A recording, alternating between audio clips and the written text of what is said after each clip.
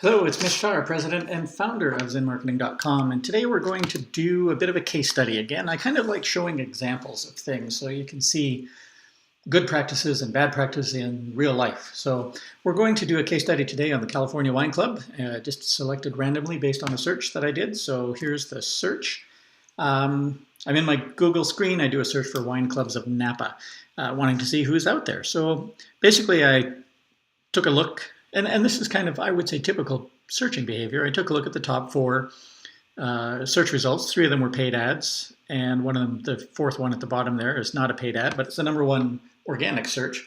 And I did what most people kind of do. I clicked on the link to see if I could learn about a wine club in Napa or for Napa. And of course, none of them were a perfect match.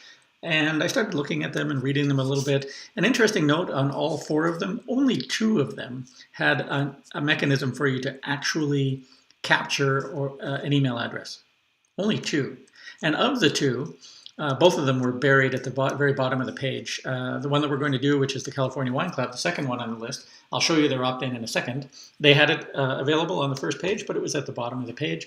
The Napa Valley Wineries, the first organic search result, the page was really long. You had to scroll and scroll and scroll and scroll and scroll and scroll until you finally get to the point where there is an opt-in. In other words, it was buried.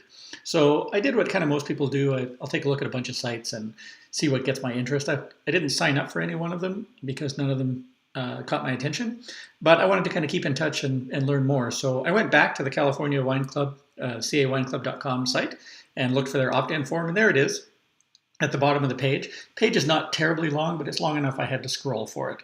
And it's kind of, you can't see it, but it says, be the first to know, receive exclusive wine offers and special servings. So that's not a bad offer. And it just asks for my email address, nothing more. And then it has a submit button. We've talked about this in the past. Use some other text other than the word submit at the bottom of this page. So now I'm on the list. So what should happen next? I click on the submit button, and where do I go? I get taken to the thank you page, which is typically the next step. A thank you page is better than keeping you in place with a little footnote that says your request was accepted. A lot of programmers will take that shortcut and just leave you in place on the page. A best practice is to take me to a thank you page. In their case, the thank you page looks like this. And there is actual text on it. There's some pictures of people, presumably that run the site or own the business. And so there's a little bit of a personal touch. And the language isn't really personal, but it's language. So it says, thank you for signing up to receive our e-newsletters from the California Wine Club. You'll receive priority notification of wine sales and special wine offers available only by email. So that's a good custom thank you page. And it gives me a 10% off your next GWC purchase.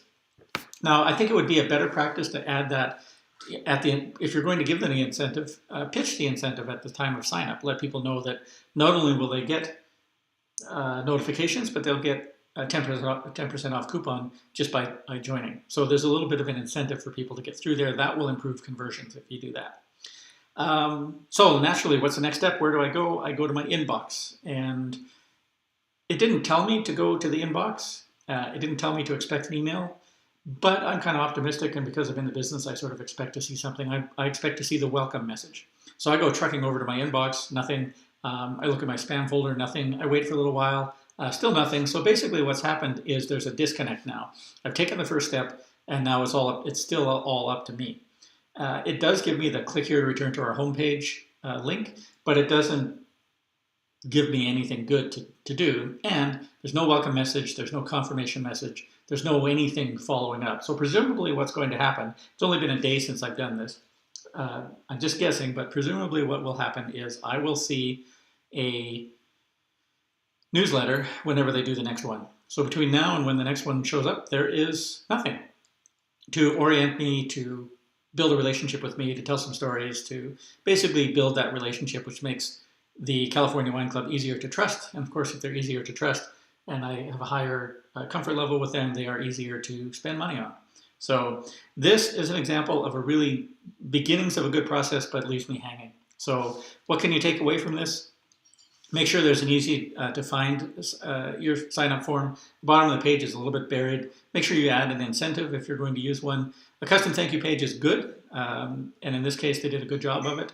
But don't skip any steps. Make sure that you have a welcome email that goes out immediately, and you might have a series of messages that come out to tell people what to expect and what's going to happen, and make it personal. There really wasn't much personality in that message, and without the welcome message, it's not personal at all. So those are little things that you can do differently. Of course, you can hire ZinMarketing to do this work for you. It's what we do all day long. Or if you want to learn how to do it yourself, we've got video lessons and training programs at nospamemailmarketing.com.